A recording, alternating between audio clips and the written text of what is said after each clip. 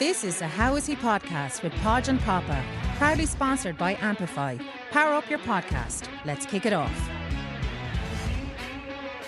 Welcome to episode 63 of the How Is He podcast, joined as always by my co-host, Podge Poppa, right here in Ampifi Studios in the heart of Carlow town. This week, Poppa's a bit of a different one. We're joined by Carlow GAA Royalty, the current captain and vice-captain of the Carlow senior footballers, Mikey Bambrick and Conor Crowley. We are going to discuss all things inter-county football, from the ups, the downs, the ins and outs, what it takes to perform at the highest level, commitment, nutrition, how much to get paid, clothes brands, massive football money. Deals, everything. Look at the clothes they're wearing. And this Gucci is, over there. This is a strange one, because although we'd be GAA fans, I wouldn't be very insightful, right? But anyway, we'll get into it. Thanks for coming on, lads. Thanks for having us, lads. How are you keeping? Good, yeah. Good, this is like when The Simpsons meets Family Guy. You want a crossover episode? This shouldn't be happening. We just lost half our viewers. I'm only joking. No, look, we're delighted to have you in, and it's great to get you on, because it is a world that I think, from a player's perspective, at the level you play at, is something that needs to be out there, right? And so it needs to be understood. So you're in as a GAA player, right? When does the thoughts of playing for your county at the highest level come into your minds? I know, for me anyway, I didn't really consider it that much. Like, you'd be involved with teams underage, maybe Carlow teams, but wouldn't be standing out or anything. So it wasn't something in my bingo card. Like, I love playing football, I love playing with Pal, and it's just kind of something that happened naturally for me anyway. But once you kind of get the taste of it, maybe at minor level, you do start thinking about it a bit more. And then obviously when the opportunity arises, it was definitely something I was interested in anyway. Mikey? Yeah, like, it's kind of the same. Like, I suppose when I was playing minor, I wasn't really getting much for looking at all. Like, Why you not? No, like, I wasn't getting on. I was on the team, but like, you weren't playing. It was only really kind of under 20s then you start getting a bit of game time and starting matches and stuff. What makes you hang in there then? Like, what makes you hang in there? Because everyone wants to play, right? Is it the fact that it's inter-county, you're kind of saying, well, look, I'm this level, so, you know, what makes you hang in there? Yeah, I don't know at that age. I think you're just in it and you stay in it. That's it. I don't think you really think too much about it. Right. Yeah, like, it's a bit of crack playing. Like, you don't really overthink it. Like, I would have played hurling as well. I would have played minor hurling, but no, you're in it and you stay in it. It's like that Henry Shefflin one. You all heard that he was a sub-keeper on the Kilkenny Minors, wasn't he, in his first year minor or something ridiculous like that, and he goes on to be what he is. No, that's interesting. Like, because I'd say a lot of lads wouldn't have the mentality to kind of, well, I'm not starting minor here, I'm hardly going to start 20s. You know, the following year or whatever, I'm like, would they hang in there? I think, like, it's probably similar to soccer. For me anyway, like, when you're that age, like, all your friends are playing it. Like, you're at home for the summer. Like, what else are you going to do? Rather, like, your mother and father, like, well, you're training Tuesday and Thursday with Pal, get out of the house. It's probably the same as soccer as well. Yeah. They want you doing stuff, you know, to keep you on the straight and narrow, and it's a great way to make friends. And definitely, like, even thinking about it there, like, it wasn't something when I was like 15, no, I want to play with a Carlow or a county. It was more, I enjoyed doing it. I enjoyed the crack of cycling to training with the lads, you know, playing the matches. I know we were lucky enough in Pal, we had a decent enough underage team, and that probably helps a bit as well. But it was just more the enjoyment for me anyway, I think, at an underage. And it's probably only when you get past minor that it's something you consider and start realising, maybe, look, I do have a chance to do this. Is your thought process the same with club and county in regards of no matter who you're playing? Is it like what you're going to do in the ball is what you're capable of doing in the ball no matter what game you're playing? I think maybe now, definitely when I first went in, and if your first senior game and stuff when you're a bit younger, like, I was way more nervous, and it's a bit of a shock. There's a lot less time on the ball. It's the same as going from club minor, say, to senior. You'd be playing minor and you have a lot more time, and then you're getting the ball in senior and you have some out lad absolutely hammering you out of it. Yeah. And then that's just amplified again. Three teeth in his head, slobbering the back of the head off you. Yeah. I remember, a few of those moments. But then, like, it's the same with like Carlow. You're playing maybe an O'Byrne Cup match, and like you've obviously probably had a few decent games with the club to get into that position, and you know you might have confidence, but then you could be going out and getting absolutely roasted in an O'Byrne Cup game and be like, "Geez, I'm nowhere near this." Like, yeah, I hear you. Yeah, it's very hard to measure though, isn't it? Really, when you're playing for, I'm not disrespect, when you're playing for kind of a lesser county, isn't it very hard to measure like where we actually are? Like if I was in Kildare or Laois, or not Laois, but if I was in Kildare or Meath or wherever, would I be in the reckoning there? Like it's a very difficult thing. It's, you know what the funny thing, what gets me about intercounty in general, is that your commitment is the very same as a guy who's going to lift the Sam Aware. Right? It's the very same. But it's just where you're, like, you can't go anywhere else. It's where you're from, you have to play from. I find that. But look at Louth is some example, isn't it? Yeah. Yeah. They won the Leinster this year, did they? yeah, He didn't have a bad season though, lads. Like he had a good year. Well, it finished well from the start, she said, wasn't it? Yeah, well, I think it's been like a lot of our past few seasons, a bit up and down, like, you know. Yeah. And just when you think you're going well, then you come straight back. But sure, look at the Fermanagh one. And Reality then, hits you then, yeah, the Fermanagh one was fantastic. And then Longford, like, Carlow's 1-5. I heard by saying that there was that wedding. Carlow's 1-5. And I said, wow, Carlow, who are they playing? Longford. I'd have hockeyed them in the league. And then someone turned on the match. It was 116 to 5 points there to Longford. I said, what? Couldn't believe it. and I think like what Mikey said there is definitely a frustrating thing for us as a group. Like, and it's something I think we'll really focus on next year. Like, you'd be hoping to build some consistency, and like maybe the last few years there's been a bit of kind of up and down with management and certain people not happy. But I think what we have at the moment and the kind of base we've got from the short period Joe and the lads have come in, you know, it would have you excited for next year already. It needs stability, doesn't it? Off the playing field, like the sideline has to be spot on. Like, and I think, judging by players, I think they trust Joe. Yeah, 100%. Would you have dealt with Joe or O'Loughlin? No, No, you there, missed that then. Yeah. No. You're probably under 10s or something. Really. But I tell you what, you just struck a chord with me there. What you said, the last thing you said, you're looking forward to next year already. Like, is that a current, or is that not current? Is that something that happens every year? I think the end of the season is a bit funny for us, like, because you're in it for so long.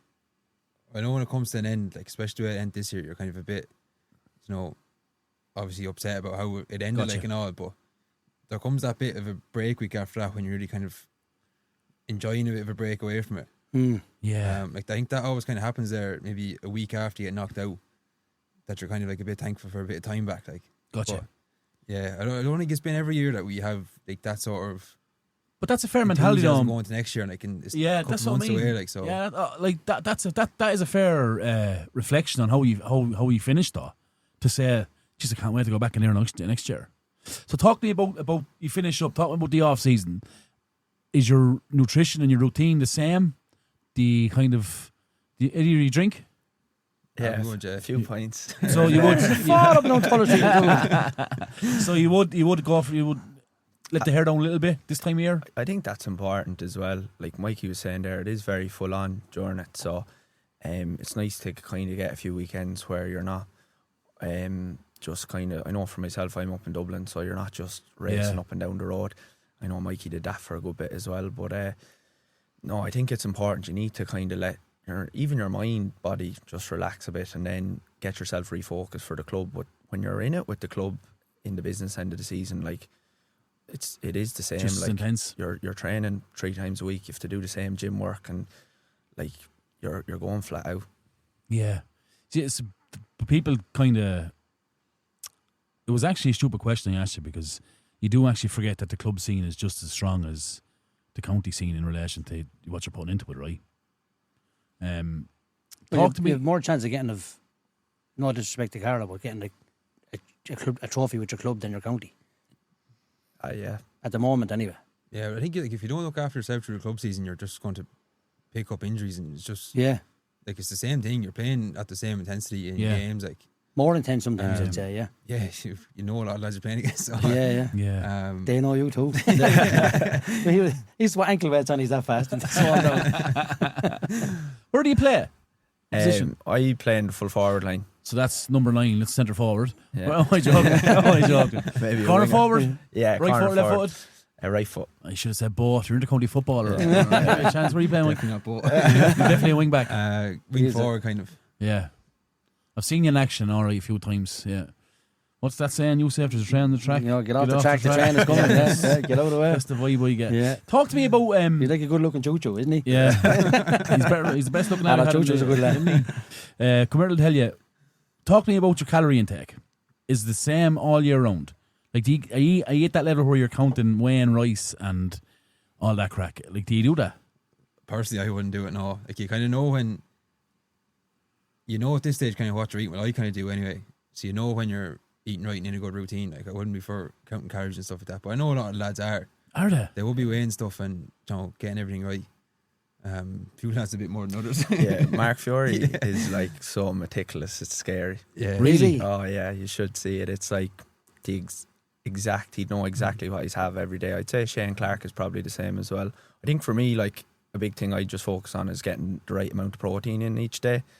Especially days you're training just for recovery and stuff. But I wouldn't be counting my calories to the dot. But while you're in season anyway, as much as you can, like you'd be trying to make everything yourself, you know. And What do you eat before a match? Do they have a match? If you have a match at 8 o'clock on a Saturday night, what's your food for the day? I'd probably start with maybe porridge, and then It's a slow burner, I was told. Is it the porridge? Is that what a slow burning carb? Is it a slow release carb or something? Is it? No, sorry, that's embarrassing. Yeah. Cut that out. just eat it. It's lovely in a cold morning. That's all I know. Yeah. Yeah, porridge, then maybe a bit of fruit in the morning, and then you'd be looking at getting a meal kind of around 12 or 1, and then probably if the match was at 8, you'd be hoping to eat maybe 3 hours before it, kind of your second meal. But I think with matches, like Yvonne, our nutritionist, who would be saying it to us a lot, it's nearly the day before that's more important, to make sure you're getting as much carbs in as possible, and that's nearly more of a benefit the next day. Like, Fuck. It's super tight, right? But like, there's two lads sitting in front of me. Like, you sound like that. You're a bit in the Mark Fiore fence, right? You sound like that. You just eat your dinner. What's the fucking story? You're just not conscious. You're just like, well, yeah. It's just fuel. No, like my day before game, you just nearly just eat as much as you can, like. Lord. So just like I wouldn't be too specific on what I'm eating. Just whatever's there, you'd eat it. I wouldn't be too fussy on anything like that. So, I know Ian Atkinson, he took a bite of Mark Fiore's bagel on the bus going up to the games. It's nearly a row. I wouldn't be like that around, but Is this your first year captain and vice captain? yeah. How do you find it? I don't know. It's been a tough out year. Like, feels like it's been nearly 2 seasons into one. Like, I think at the start. I remember going out and playing my first 2 games, and it actually, you did feel a bit more pressure on it. Like, just because, like, lads are relying on you to say something or like stuff like that. It'd just be in your own head. Like, it wouldn't actually be anything. Explain that to me now. Explain that to me. Break that down for me. What you're saying there. So you're going out and play. So you've broke it down into 2 seasons, right? That's what you're saying to me. And the first half, is it pressure? It's probably a bit of pressure you put on yourself. Maybe going out in the first few games. Yeah, like I suppose like I would have just been wanting to go out and play and not really think too much about something like that. Just play the game. Yeah, but then you kind of feel like, you know, even the likes just going for the toss and you can't do the proper warm up and stuff like that. Just additional things like that. But it's just pressure you put on yourself unnecessarily. Like, and I kind of got used to it then after a while. Like, it just became normal. So how do you manage that as a captain then? Like, so obviously leadership reflects attitude. So if you go with a stinking attitude as a captain, it's going to vice captain, it's going to filter down. So do you kind of have to play a part that no matter if it's the worst thing in the world, I have to play a part that this is brilliant, so that everyone else kind of falls in line, be it say a crap warm up or whatever it may be.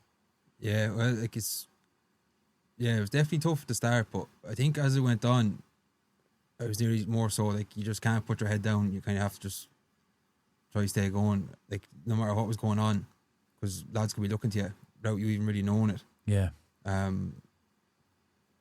Like we've enough lads there that have enough advice. Like it's not just, we're not a team just relying on one lad to pull us along. Gotcha.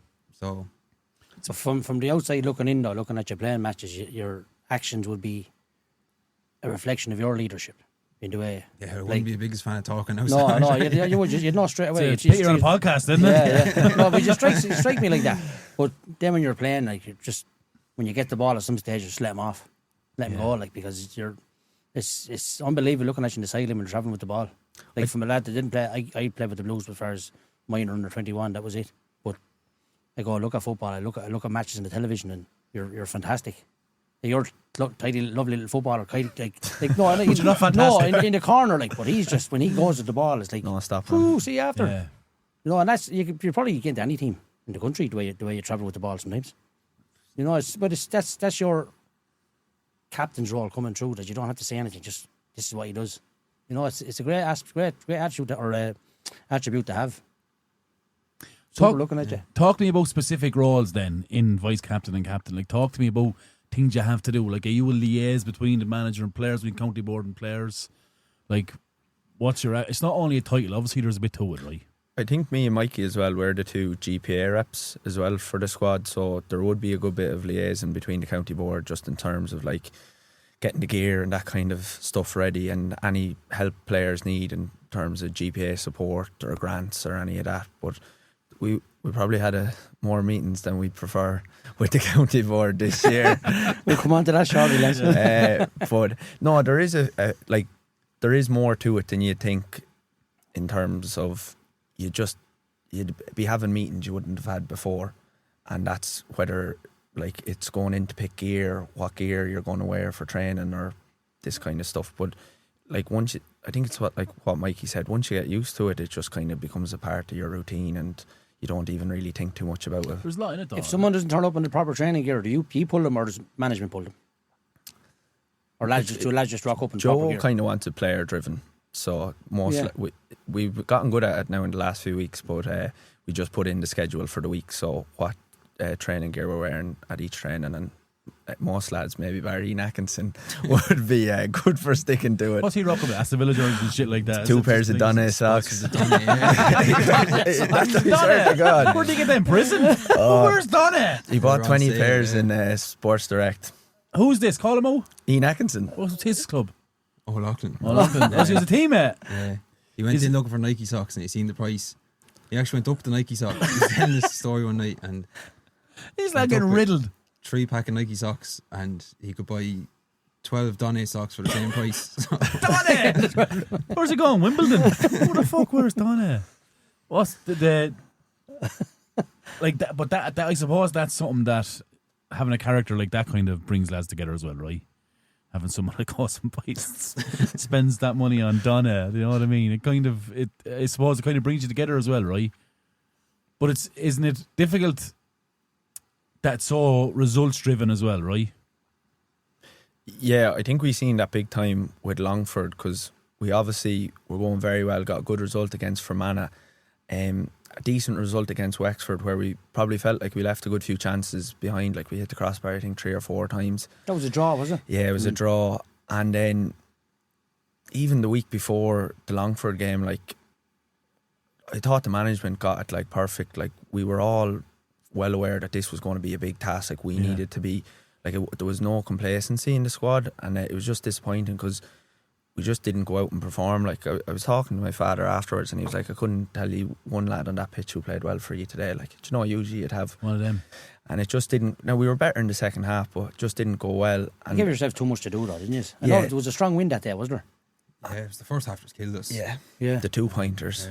Yeah, the kick 6, wasn't it? Yeah, and then you've had such a good few weeks, and that one result is killer. But like that's just sport, I think, in general. Yeah, it is. So it You is lost a the home result. draw because of that, though, didn't you? Yeah, it's a results driven business. So, and like realistically, I don't think we've anyone but ourselves to blame for that result. We just didn't perform in that first half. You would have got some turnout in the county grounds after, or Netwatch Cullen Park, whatever they call it, after beating Fermanagh and then beating Longford and have a home draw.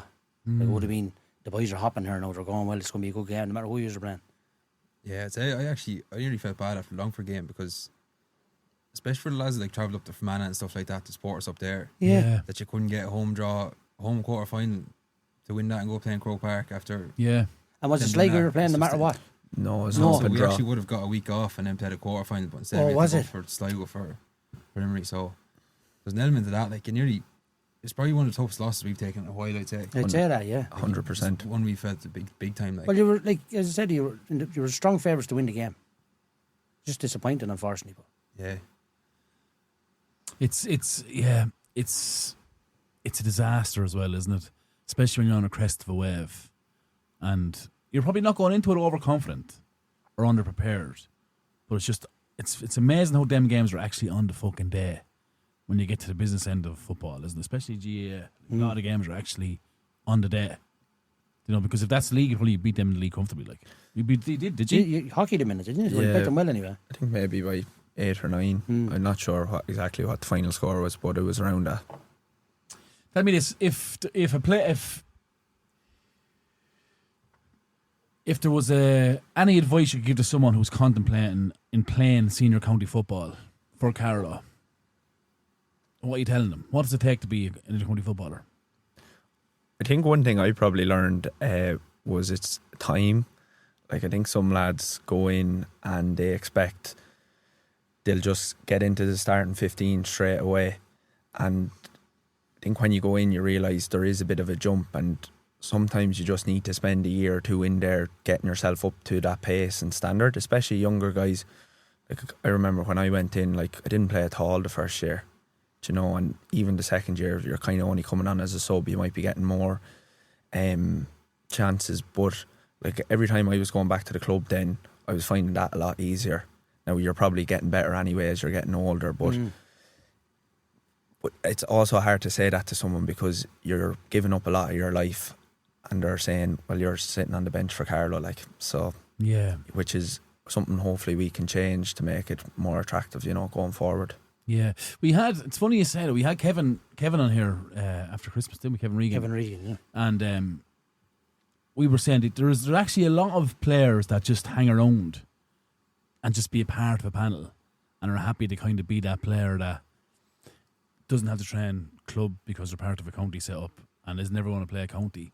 Like, what would you do? Because that's obviously an area that's a bit inconsistent. Like, is there something that can be done to make sure that player is active? Like, so if there's a player, say, that doesn't kick a ball for you, has been a sub the whole year, does all the training, but has been a sub all year, but hasn't kicked a ball at club, is there anything that you can say, go play a bit of club there? Or? Yeah, like, well, I'd say for the players like that, like, if you have a good enough county setup, like, say someone like that just enjoys playing football. Yeah. If you have a good enough county setup where you're getting practice matches and they're playing, like, you're competing with the best lads in the county. Yeah. 3-4 nights a week, like, and you're going out and playing practice matches against, like, the likes of Roscommon or someone like that. Like, that should be what you want, like. Yeah. Like, I know you're not really getting much, say, competitive game time, but if you're just looking to improve yourself as a footballer or go enjoy your football, if you have a good setup, like, That's the place it to be. should be the place to be, like. Yeah. That filters in then with what you're saying, be patient. I think it's easier to say to someone, say maybe who's just out of under 20s, like, to kind of build into that mould. But I do think you do need a bit of patience. Obviously, some lads, you have these lads who will just come through and they'll play straight away. John Perry. Yeah, but Oh, you love him. He don't love to hear you say Yeah. Of course, John is an absolute gent. Some athlete, isn't he? Is he on the Carlow hurling panel as well? Is he? I don't think so. no. No, He was in the No. he was in the 20s, was he last year? I don't know if he was in the 20s hurling, was he? I'm not sure. He's supposed to be a very good hurler, though. Yeah. That's Carlow Town, isn't he? Yeah. Yeah. We've a few. Kyle Nolan's supposed to be great. Very good hurlers. soccer player. John Perry, yeah. John was outstanding, yeah. He's only a chap, though. Is he? What age are you, actually, lads? Do you mind me asking? 26. 26. Born in 1999. 9. I'm 98. Fuck's sake. So you'll be the same age then as Danny Doyle, John Byrne. Yeah. You know all them lads. Yeah. Conor Doherty, he's a year younger. Is he's Yeah, he's I in would have been in school with Connor and John. They'd be Okay. two of my good friends. Not now, big. Yeah. great school. Yeah. Great strong leash school, good football in school. Yeah, no, it's a really good school. I love my time there anyway. Yeah. So I do forget how like You never forget Leash anyway, do you? oh man, every week he has something to say about which is absolutely disgraceful. You have to keep you grounded, bud. Yeah. Come here, let's get into it, lads. Talk to me about the season past. what the fuck happened? How did it happen? What's the thoughts when the appointment comes in? Did he have much history in management? Look at the Carlow job. I wouldn't have heard much about him before he got the Carlow job now. I think he was with a club in Offaly maybe. Oh, okay. Right. So first impressions? At the start, like, he was definitely passionate about what he was doing. Like, he probably had good intentions at the start. I think just the overall setup maybe probably wasn't what it needed to be, I'd say. Where was the breakdown there then in setup? I think it was just maybe a bit of inexperience from the lads. Okay. Like, it is, like we were talking about, it's a big step up to be an inter-county player. It's obviously an even bigger step up to be an inter-county coach or manager. Yeah, fair point, yeah. And you'd be hoping someone who's going into that role either has kind of serious history with a club or has maybe been a selector in on a panel before and kind of has seen what it takes, like you would with anything, a job. Yeah, of course. Or anything. So I think that was maybe the breakdown. But I would say, like, in fairness to Shane, he was very passionate when he came in, and I think his heart was in the right place, but I don't think the setup was there. Is that because when he's appointed, is it a case where he's told pick your own staff? Or is he saying, well, I'm coming on my own, you may give me staff? I'm not really sure now how that would work. They're all local staff, aren't they? Paddy Millay was Rathvilly. James Clark was O'Loughlin. Yeah, we had a fella from Kerry as well. I'm not too sure the ins and outs of how you go about selecting. When I hear of someone like James Clark walking away, who's an absolute gentleman, I'm like, what is going on there, man? Like, you must have done something bad to upset that man. Like, he's the nicest man alive, like. He is, though. Isn't he, though? He's an absolute fucking gem, like. And he do it for Carlow as well. Honestly, I'm telling you, his father was the same. Like, I know him, James, all my life. I played Oscar trainer with him. Super goalkeeper. Who was he? Parkville. Like, going for Parkville. He married a girl in O'Loughlin, I think, didn't he? Yeah. Some man, but a gentleman. And then Shane Clark, and I'm going, what's going on here? Man, it's a fucking suicide bomber up here or something. I don't know what's wrong with him, but it was terribly bad. See the likes of them lads walking away. Why did it come to head though? Like, why resign? Was it that London thing that the whole world was talking about? Me and Mikey were two of the lads over in London, but the London thing was a bit frustrating when it was mentioned, because I think there was maybe 4 of us in total who stayed over in London. We stayed with our girlfriends. How dare you have a good time? We stayed over with our girlfriends, but like, that was fully agreed with the management before. Like, they knew we were staying over and it had been cleared, no problem. So I think that was disappointing when that was used as one of the reasons in that statement that was put out. And I think that's probably what was the annoying thing about the statement. A lot of stuff in it was just false. So it was disappointing, nearly being thrown under the bus for something. First of all, there was probably 4 of us we stayed over. Made out like we were all on the piss, but 4 of us stayed over with our girlfriends. We weren't even all together. And then secondly, I don't really see what the big problem with 2 weeks off, like we were all training on Tuesday. That's what I'm saying. Like, what's the issue? You were back for time for training Tuesday. Yeah. So, look. What's going through your mind when you're reading that statement? Like, because obviously, what platform was it released on? I think it was Twitter. I would have seen it on. Yeah, I think. But like, was it an actual tweet from, or was it like an article tweeted? I actually can't remember, but I remember because we were in the stands watching the under-20s game, and we kind of knew this was coming, and we seen it come up on Carlow GA then that Shane was after stepping down, and then we seen it was player issues, and we were kind of like straight away like, was that on the Carlow Twitter page? Yeah, and it was kind of like but the statement wasn't at this stage, wasn't it? It was just a player-related issue. Shane Curran stepped away. We were. I was even a bit at that, like, kind of. What? Jeez, that doesn't sound good. Like straight away. What did I do something wrong? Yeah. And then I think we were still in there because we were getting our gear bags from the van coming back from London. And then I seen that I came out about the London being an issue thing as well. And I laughed at it when I first saw it, but when Lazarus was beside me, he was going mental. So, it's just like, in fairness, we were actually speaking with the GPA. The GPA kind of got onto us when they seen the whole thing about player issues, and in fairness to them, they kind of said to us that, like, it's not really any of, like, it's our own personal time at the end of the day. Like, whatever you do outside of training, Great point. Like, we're amateur, like, in fairness. If you're a professional soccer player and you don't turn up a job next morning, like, that's fair enough, but staying but you're an amateur still making training on the Tuesday. Yeah. So what's the issue? Yeah. So it was a bit mad in that kind of a way. Is it a case that it was an easy target? Like, it was easy to point the finger at that. You'll never probably know the true reasons. Yeah. But it's easy kind of say, oh yeah, let's use that player issue thing. Yeah, like if it just had been the player issues thing, we might have said we'll just stay quiet here and we won't bother talking about this. But then when the thing came out about London, we were like, this kind of just makes a joke out of Carlow football here. It makes us all look like just we don't train all year and we just go on the piss for. But is it fair to say, though, sorry to cut across you, is it fair to say it was almost like, and again, looking at it from the outside, it was almost like three things, right? You had the Carlow County Board stance, right, tweeting player issues, whatever it was. You had the managers release his whatever article, and then they're kind of saying, what's the fucking story here, lads? Like, surely there should be kind of A and C should be together here. Do you know? Like, so when did you kind of say, right, we need to get down and get something out here? Did the GPA advise you on that? Yeah, so like we would have had the idea to do it. And I remember we drafted up something initially, and with crayons. It was fairly rough now. So it was a good thing we didn't put that one out. But then the GPA kind of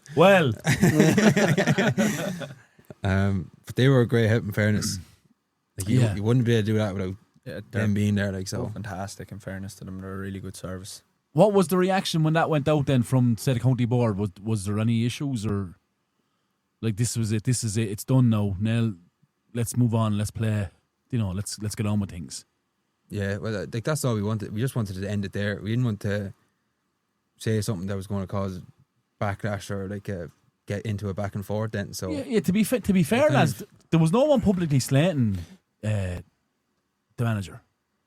Like there was no one I didn't see anything where you were like, he's wrong. Like to be fair to you, and for two young men, captain and vice captain, to make a decision to reply like you did, in a 5-point response, which I've never seen before, by the way. Like it was brilliant. It was great to see. But it came across Podges. Here's the truth. This is it. Let's move on. Yeah. Get the new manager in. Let's support him. Yeah. And that was it in a nutshell. And that was applause to you, like, straight away. Fantastic the way he's done it. On the GPA, like they aren't that big of a resource to you. Like, are they contactable the whole time? Do you have a year the reps? But there's obviously an executive within there, and Desi Farr was I know he's the Dublin manager, but he was kind of on to kickstart the whole thing, wasn't he? Yeah, no, the GPA are unreal. In fairness, like they even, especially for college students and stuff, like they offer so many services in terms of like college grants, but even stuff like lads going for, say, internships in college, or not just college but in life. Like the GPA offers a service that you'll get your full CV done up professionally, so you they set you up with someone, you meet with them, kind of give them a rough draft, they'll go away and do it up professionally for you, and then like I was saying with the college grants, but there's a program, it's called BO 360 I think, where like you can meet with kind of like career, like life guidance. Brilliant. And they do similar stuff with, like, you know, if you have problems or anything, you can reach out to them. Brilliant. And is there a connection between the GPA and the GA? Like, is there a link there at all? It's not a branch off. They're a separate thing, right? Oh, I think they're a separate organisation, but I'd say they were working closely enough. This brings me on to the next thing. Surely they're targeting to go pro. Surely.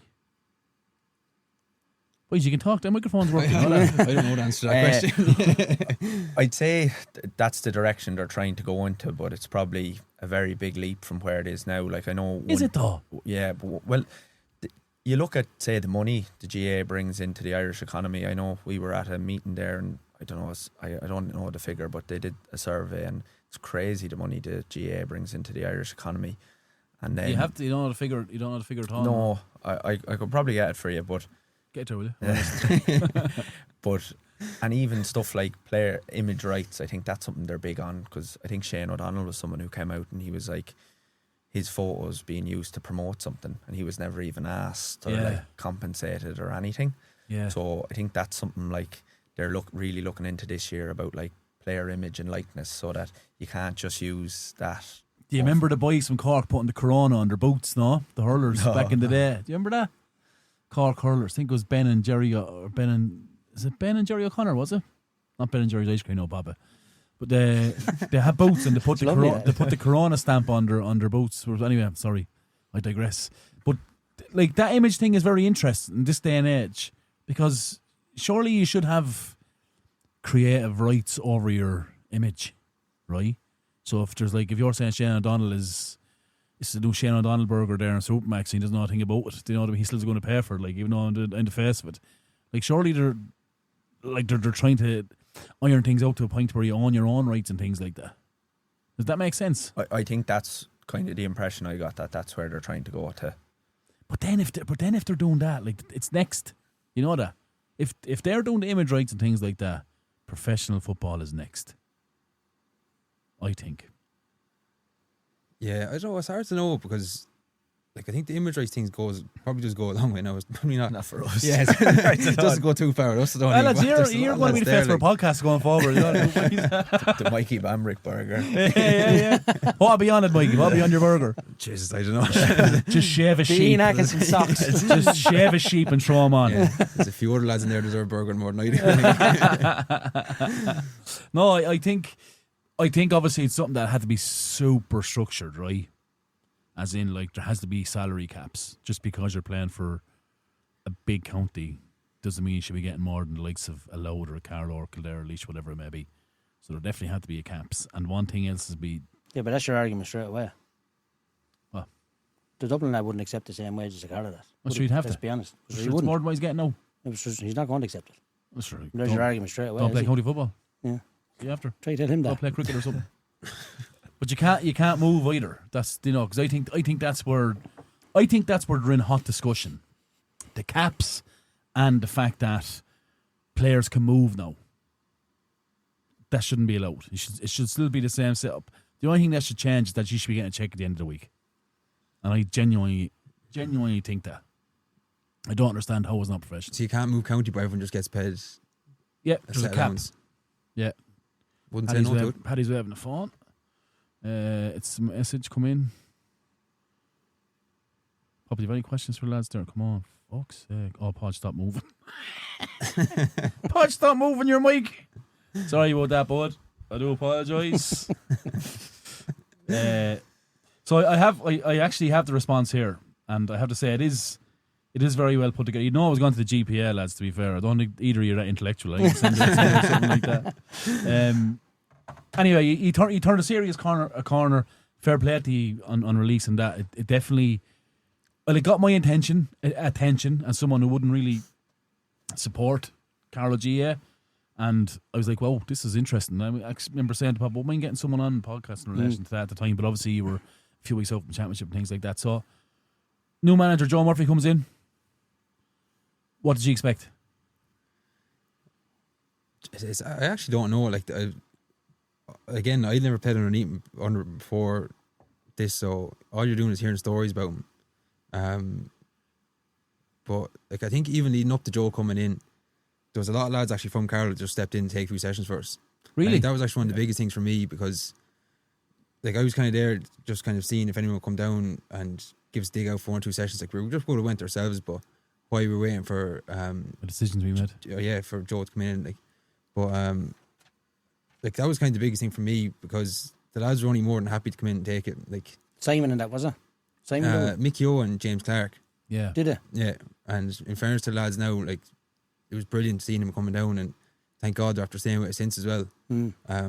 Like, in fairness to Mick, I don't think he had any intentions of coming into us this year, but like, once he was in, he was only delighted to stay there, and we were delighted to have him. Like, great to have him around the place. James is back, is he?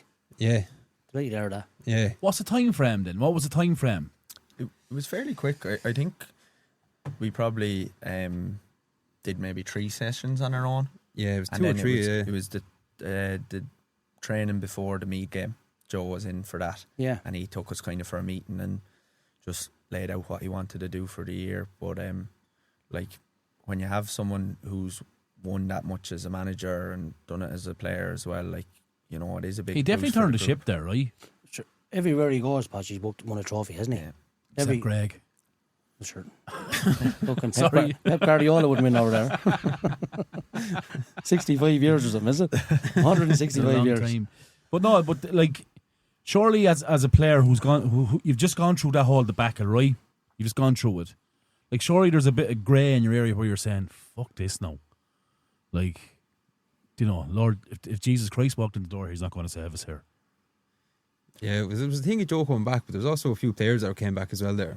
Kind of just re-energized the whole thing and just... Who came back in? Jamie Clark, Colin Byrne. Yeah. Dara. Due to injury or just what? Well, a few lads left during the year. Yeah. Oh, I didn't know that. Yeah, no, like, it was kind of... There was a few lads kind of leaving here and there throughout the year. Any specific reason? Just didn't like I'd say a clash of personalities. between management. I met one player. At a shop, and I think it was a session on a Sunday morning down in Fenna, and I think it was like started at 10 and 2:15 or something. He came over it, and he was like 4 1/4 hours. He's like, "Fuck that! I don't think I'll go back." Oh, Yeah. Do you get looked after? Do you get food and all after training? We would, yeah. You all looked after like that. You don't have to pay for any gear or anything like that, or it's all everything is covered. So it is like, yeah. But I didn't realise the players walked away. No, that's a strange one. So there was just like feathers ruffled from the start, like. Yeah, I think it was like... These are afraid to talk, aren't they? I think. How can I be diplomatic? What can I say and what can't I say? That's what- I think 9 players left. Wasn't that many? 9. Yeah, something like that. They're opening up, Papa. We're in. We're in. Open But up. There's the time. but the thing about that, you always will get players leaving kind of throughout the year anyway. You probably Is that a normal? You're probably going to not get, 9 though, No, you probably get and not 2. under the circumstances they left. I'd say either. Just going to ask, was it the 9 left for the same reason? It's hard to say. Like, every year you probably have 3 or 4 Yeah, that might who step will go. away just for different reasons. It's fair enough. Like, if you're in there and you're committing and something pops up in life, like, Yeah. you know, there's lads having children and all that sort of crack. Like, there's a lot of things going on. Yeah. There's lads that take a step away, but Yeah. yeah, like, yeah, I would say it was a clash of personality. Clash of personalities, yeah. So tell me, like, what do you mean when you say clash person? Are you saying like you're saying green and he's saying blue, and it's just like it's not going to happen? Like, there's no compromise. I don't even know it's that, but I'd say some people probably lost a bit of belief, and then some like, I wouldn't say all 9 people left for the same reason. You know, there's always going to be different reasons. Like Mikey's saying there, things pop up and certain players might not be happy with the game time they're getting or how things Gotcha. are being run. Like, there was probably a mix of everything, do you know? So I'd say, like, there was a few things, but you're always going to get them few lads stepping away each year, but 9 probably at the stage of the year was a bit extreme. Yeah. But that's an outside manager thing as well, where an inside one or a local lad would know the players in general of where he's from and what he plays and what kind of a character he is. Where Shane could have the idea, like, I don't give a fuck who I'm speaking to here. Where some players need a hug and some players need a slap. I said that many times when you're managing players, and it's the way you say it to someone and what you say it to someone at a certain time will either trigger something to say, man, I'd play for this lad, or I won't. And there is lads in every group that would say, don't like to be spoken to the way maybe he spoke to them or something like that. But it was a tricky situation, yeah. Yeah, it wasn't an enjoyable period. No, anyway. I wouldn't. To say the least, Doesn't yeah. sound like it really. Like, you're going down there to play, and that's really it. Not obviously there's more to it, but I think there was probably a lot more stuff going on at that time, which you shouldn't really have to be dealing with. Well, it's not what you want to be talking about Carlow football about, is it? Yeah. No, it's not. Like, no. that's... and like, in fairness, I think we've discussed it well, but it'd be good to kind of discuss the future, and I think we're going to go into a good period. Like, I'd have a lot of belief in next year, and I think even listening to the lads, like, there's a lot of belief in Joe, but there's a lot of belief in the players as well. Yeah. You'd be hoping some lads will come back as well. Yeah, I was going to say, there's probably a couple of players that's not in the squad that should be in the squad as well. Yeah. Like, it's but it's, to be fair to you, it kind of marks the kind of people you are, because it's very hard to be so positive after going through something so shit. So the fact that you came out of it, finished the season strong, got in obviously a good management structure, I know you're saying to me, I'm looking forward to going back next year, first of all, and secondly, hey, we're going to compete here. Like that must, like, he must be in a real good space.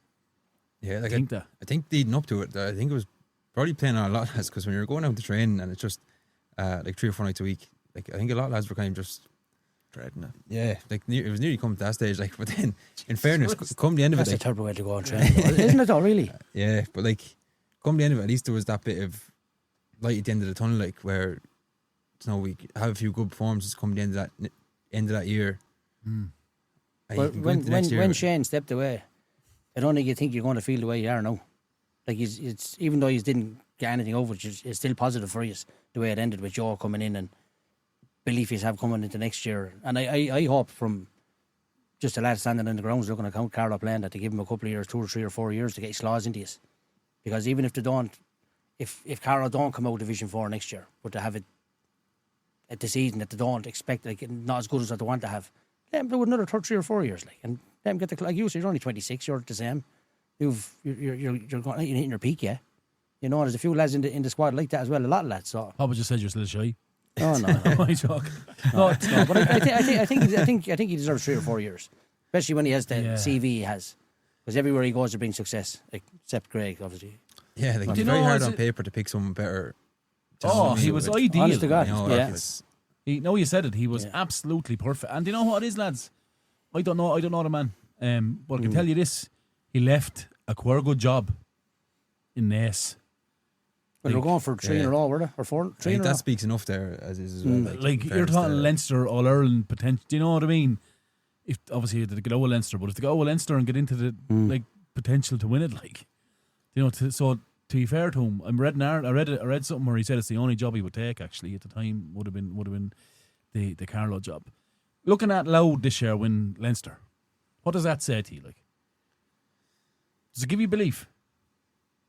Yeah, like it does. Like in fairness, like I've only played Louth, I think maybe twice, maybe in the past few years. Like you need to be competing at that level all the time. I think that's where getting out of Division 4. Like you seen once they got up, like you're competing against teams week in, week out, and you know what you have to do on a consistent basis.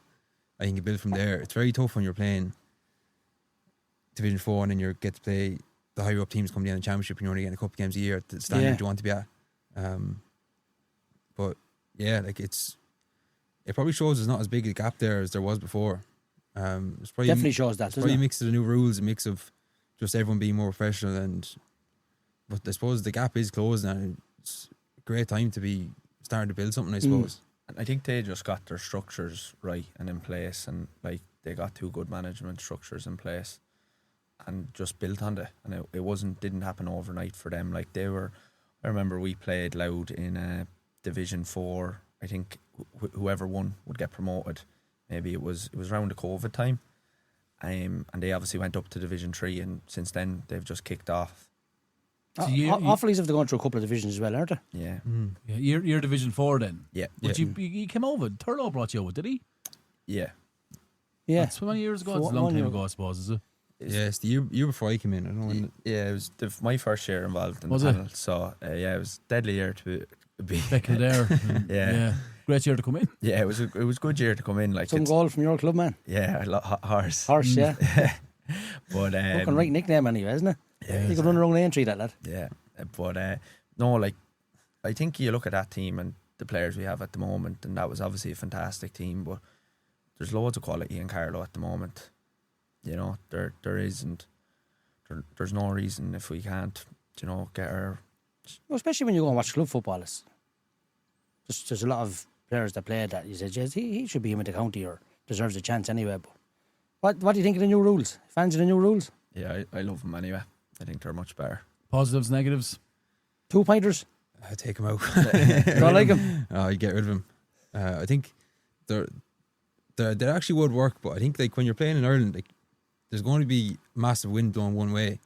I think you see a lot of games, even in Division 1 games, like there's people just building up leads in the first half with the win kick at 2-pointers. Then it's just chasing the game in the second half when you're like, I don't know. But they had to do something though, lads, didn't they? Yeah, They've like, made it a much better spectacle though. Like I do Yeah. think It was there's 7 tweaks. rules. And did the 7 go through? 7 rule changes, was that right? there's been a few tweaks ever since now. Yeah. I'm not sure. Was there? Yeah, yeah. But yeah, no, I think they're brilliant. But there is like stuff like that 50 metres being brought up. You know, someone catches a kick out That's and then harsh, isn't it? you're conceding a 2-point free. Like that's a killer. Even I when you're playing. watched that game at the weekend, Donegal, and who were they playing? I thought the referee was going to the toilet with the football. I said, where's he going? Yeah, he ran 60 metres with the ball. I said, where's he going? Yeah, and then he just dropped it. Don't pick up the ball and play.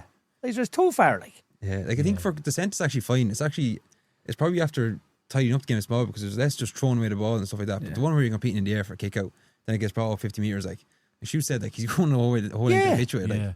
I think the whole thing though was to change the kind of low block thing, wasn't it? Like you'd see the videos going viral of school games where 15 behind the ball. Yeah. Do you remember that? I don't know what county it was in, but it was ridiculous. And the video of, I think it was under 14 game, and it could actually be a relation to Clifford's, I think, where your man was marking him and just faced him and ran around. Did you see that video, no? There's two boys marking him in the corner. Yeah, two lads marking him in the corner. Sorry, yeah. So I think they kind of had to change it. I think it's a much better game now to watch anyway. I don't know about playing it, but like, are you a fan of that low block? Because everyone done it, didn't they? Well, like the 3 up and 3 back, like that's always love because there's so much more room to attack. Like, and you see it this year. Like, there's, like I think the 2-point arc is there, but you'd wonder if the 2-point arc came out, would be more lads going for goal chances because there's a lot of space there in 11v11 that when it does open up, lads are going for it. But now you can just get a goal at one end, someone kicks a 2-point at the other end, and nearly nullifies it. Like, I actually thought it might change the shape. It happened at the weekend.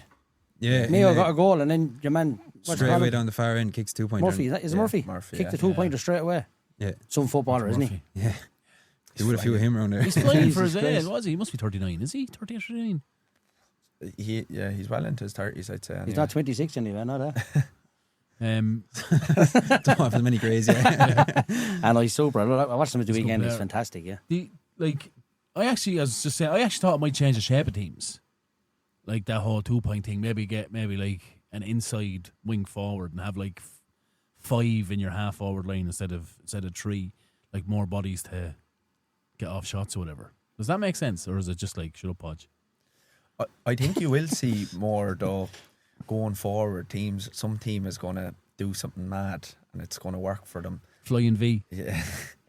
But I think as the rules progress and as it goes further, like someone's going to unlock something and then everyone will start doing it. It was like McGuinness doing what you're saying there, the low block. No one would have ever thought of that. And then when he starts getting results with it, teams are like, sure, why won't we do that? Like, I'm sure you see it in kind of soccer the whole time as well. Yeah. 4-4-2 when I played. It's not anymore. It's trends. It's trends. Yeah. But traditionally in Gaelic, the trends were the players' application rather than the actual shape of the team. So if you look at Mickey Hart's Tyrone teams, like smother the ball.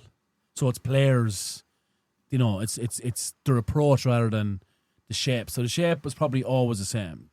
Keeper, 3-3-2, 3-3, and then maybe the odd time a corner forward might come in as a third midfielder. Like, have we gone from that now, or are we still on that? You probably are still nearly on it, but like you're kind of, if you look where a lot of teams are playing, they're kind of packing out the 21 and just leaving lads on the outside to get 1-on-1s or kick 2s. So there is, I gotcha. Yeah, and when you're doing that, like the likes of full back could be in the forward line, and like, there's the risk of being opened up then in the back if you turn it over. Like, but what's your preferred style then? What would you prefer, like, as an approach? What do you like? Would you be a fan of that low block, or do you want to be expansive, or like, how do you like to play? More space, the better. Yeah, it's too. Come the end of the season before the rule came in, I think we've had some brutal games playing. That's just the way the game was. Like, it was so methodical, just working up and then you're working side to side. Yeah, there's no real like chance to go at it. No depth. Like, that's one thing I noticed. Like, we say in soccer that there's two things: is width and depth, especially in possession. So you need the pitch as big as possible and as high as possible. Like, when it was that style in Gaelic, there was no depth at all. Too one-dimensional. It was so slow and it was tough to watch as well as stages. Like, very tough. Like, when you look at it and you see, say, a wing forward, right?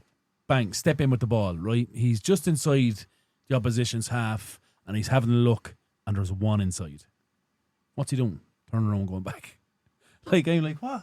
Why is he going back? Like, I couldn't function in my mind as to why isn't he breaking lines going forward here? Do you know? I think with the new rules though, they are promoting like lads, like you're more confident in taking a lad on because if you get past them, there's actually space. There's behind loads of them. room. Yeah. Whereas like last year you could beat your man and you've just 2 sweepers coming out onto you, and then you're just turning back and hand passing it. Yeah. So it's, and even playing in the full forward line, like you're actually getting ball in now where you're getting a chance to go one on one on a fella, and you know that's what people want to see. Like no one wants to see people hand passing the ball around the 45. If he slips or you turn him, yeah, it's such an advantage then, isn't it? Like, there's loads of space in there, like you said. You have to take out the arc. Yeah, like you might have to beat one or two lads instead of having to beat the 4 or 5 that you would have to beat before. The goalkeeper's kick out was nearly the most important part of the game, though, is it? Yeah, that's to retain it. That's what a lot of teams are like. If you look at Meath and Kerry there, like that's just game winning kickouts, like. Yeah. And like Meath are flying, like, they just clobber them on kickouts. they are big. They're big men. Yeah, they're they huge. are. But retaining possession. Meath are big, are they? Yeah. I think that's where. I think that's where basketball and GAA come together. I think that kind of skill of retaining possession from dead balls. Do you know what I mean? So balls that are like played over 30 or 40 yards, like to win them back is massive because you're so deep in the opposition's kind of, do you know what I mean, territory. Like, would you do phases in training where you're working on kickouts and things like that, or? Oh, you would, yeah. Like you kind of have to, and you have to really do it like kickouts and your attacking structure. 2 main parts you have to work on. Like you work the ball out if you get the ball in your back line. Yeah, you'll work it out fine, and it's what you do in the next half of the pitch. Then is the 30-second rule, is that gone? That was Brian at the start, was it, from the goalkeeper? Was it 20 seconds? 20 seconds, was it? I think and is that gone now? I haven't seen it being blown anyway in No, any yeah, of the games we're yeah. playing in. So, because I know there was one game, there was a lot of controversy over it in the league. So I think that could have been one of the tweaks. But like with the kickouts, sure, if you can't win your primary possession, you're at nothing. You know, and it's such a thing now with breaking balls, so it's nearly kind of whoever wants it. You know, if you can't get it, if your keeper can't get something off quick, like he's just having to go along, and it is that kind of block. Second ball. If you can't win the first one, you must win the second one, kind of thing. Yeah, it's probably with the rules, and that's probably going to bring you into a kind of a realm where it's way more tactics minded, isn't it?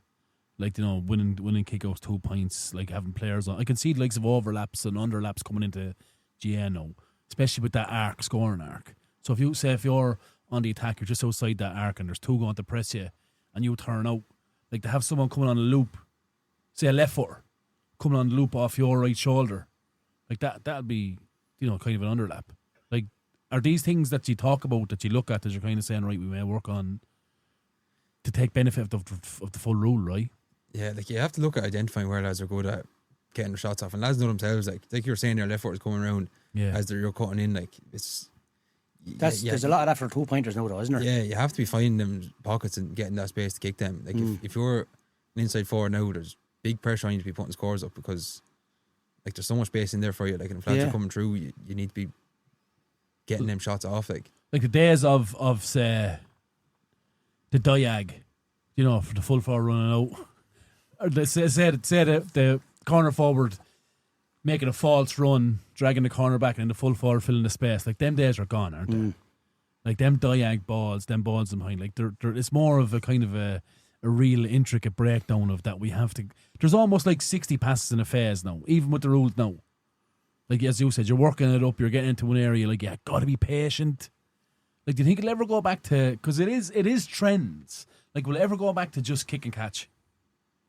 I think it could. There's still opportunities. I'd see in art, like, you work on slow attacks and you work on fast attacks. Like, if you get the chance to break, I think that's one of the most dangerous times in Gaelic football. Like, if you can get a turnover and just, like you were saying, just move that ball straight away, there's no defence set, you know, you're getting that situation where you're having one-on-ones and you're kind of on the front foot. So, like, if you can get that, that's exactly what you want. But then it's to recognise, say, when a team slows you down, right, let's get set up here, let's get our structure in place, you know, let's not force something that's not on. So would that be a good defender who can delay counters? Like, I know you say, good defender, turn over the ball, win the ball, but, like, are you just important that you can kind of delay? So if I'm defending and we break down going forward and you get on the ball and you're 100 miles an hour, like, if I slow you down, does that help? If I can delay the play? That's massive, like, yeah. Is it? You're wide open for it, like, everyone is committed to attacking. Like, if lads are packing out the full forward line, the far end, like, there's oceans of space there, so you need to get them time to get back. Lads, I want to apologise for talking so much shite, to be honest with you. Because I don't know. I'm coming from a completely different space. But I find it interesting. I find it interesting what you put into it. Without sounding disrespectful, I find it interesting of where you're putting it into it in a county like Carlow that hasn't had success in a long time. And to believe that you can develop and progress, I think is half the battle, and there's no doubt that both of them believe anyway. What do you think? Yeah, look at it's. I love looking at the game, but I like looking at the game no more than what I did because of the rules. I think it's been a positive. I had to change for the upcoming season, lads. I can only wish you the best of luck. I'd be a Blues man. Unfortunately, we're down the dumps at the moment, lads. Where are the Blues actually? Junior A, I think. Are it is. they? Yeah. Wow. Junior A, yeah. So look at. I know I've friends in Palin and friends in Loughlin. So best of luck to your upcoming season and best of luck, lads. Thanks very much. Pleasure Thanks to a both million, of lads. It was a pleasure. Thanks for coming on. Again, I genuinely, when I say I'm sorry, I actually mean it. Because I actually haven't got a clue about you. Yeah. And I say I asked some ridiculous questions there. But you know what? 2 year, definitely media trained, to be fair. I say here's what the session was like. Boys, just keep your mouth shut. You were great. I'm only joking. No, I can second that. Listen, best of luck. And your applications obviously is second to none. What you've went through and how you came around and how you, I think, it's a Netflix documentary, as I always say. I think what you've done has been fantastic and fair play to you. Poppa, I have an old shout out. I got a message off our Ballymurphy contact, Mr. Thomas Doyle. Good man. They had a 5-a-side competition in memory of Frank Murphy, who recently passed away. The club rented a pitch off him. The grounds are currently in there for the last 10 years.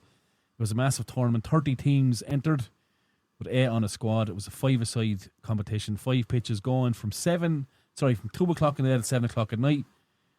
Unbelievable setup, to be fair. That is savage numbers. The crowd was massive and a great standard, I'm told. There was €8,000 race for charity. Brilliant. And it's going to be an annual thing going forward. The winners on the day were Murder on Zidane's Floor.